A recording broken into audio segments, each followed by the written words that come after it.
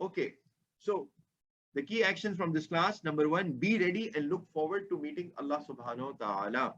And we saw a Sahih hadith, we went through it, that Allah subhanahu wa ta'ala looks forward to and loves meeting the person who also is looking forward and loves to meet Allah subhanahu wa ta'ala. And what that means for us is that first of all, we have to believe in Him and the day of judgment. So we have to believe in the unseen things first. We have to really believe from our heart and in our mind. We have to follow His guidance, ask for His forgiveness all the time, because even our good deeds are full of mistakes and errors. Forget about the sins for which we need to ask for forgiveness anyways. I'm talking about the good deeds that we do, the prayers that we make, anything that we do, it is full of errors and mistakes as human beings. So we have to ask for His forgiveness all the time. And then we have to pray for His mercy, because with His mercy alone, we will be able to enter Jannah, because our deeds are not worthy of being evaluated if we will go or not. So we should continue to pray to Allah subhanahu wa ta'ala for His mercy, like the prayer that we learned in the previous class as well.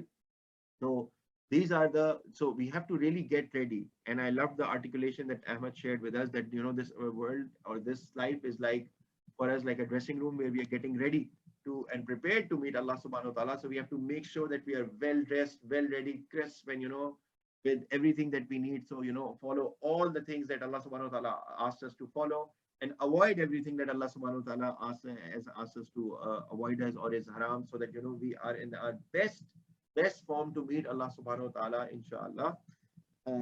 Number two, smart believing person should make every decision keeping akhirah, afterlife in mind. And again, this is also connected to the previous action that we took. Allah subhanahu wa ta'ala here stated, is bringing us a fact that death is a reality, definitely. And so the question is if there is an afterlife or not, and in which definitely we have to believe, based on all the ayahs and straightforward ayahs that we saw, and how the people who do not believe in the day of judgment or Allah subhanahu wa ta'ala or meeting Allah subhanahu wa ta'ala, they will be at a loss, and they will be thinking, if we were only to send back, we would correct our life. So let's not get into that position on the day of judgment. Let's try to fix our lives now. So every decision that we make should be conscious. So we should be conscious in our mind that we are investing, what will impact will it have in our afterlife. We can still enjoy our lives in this world. Everything that Allah subhanahu wa ta'ala has prohibited us as haram or things not to do are anyways harmful for us, even in this world. Even in this world. It's just that at times we don't realize it, and we go for short-term pleasures and short-term benefits that will only remain in this life, and they will go away. So we have to make sure, as smart believing Muslims, that we invest in afterlife that will stay forever, and the benefits, inshallah, will last forever in that afterlife.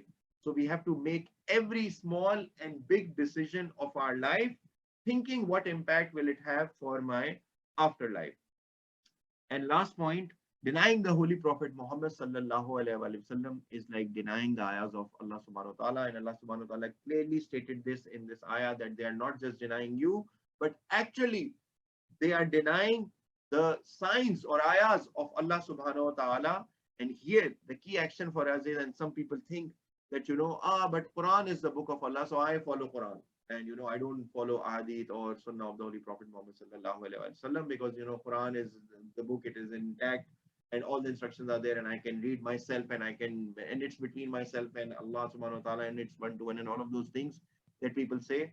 But no, for complete guidance, we have to follow the Holy Quran as well as the hadith and sunnah of the Holy Prophet Muhammad sallallahu alaihi wasallam in order to get the complete guidance. So this marks the end of today's lesson.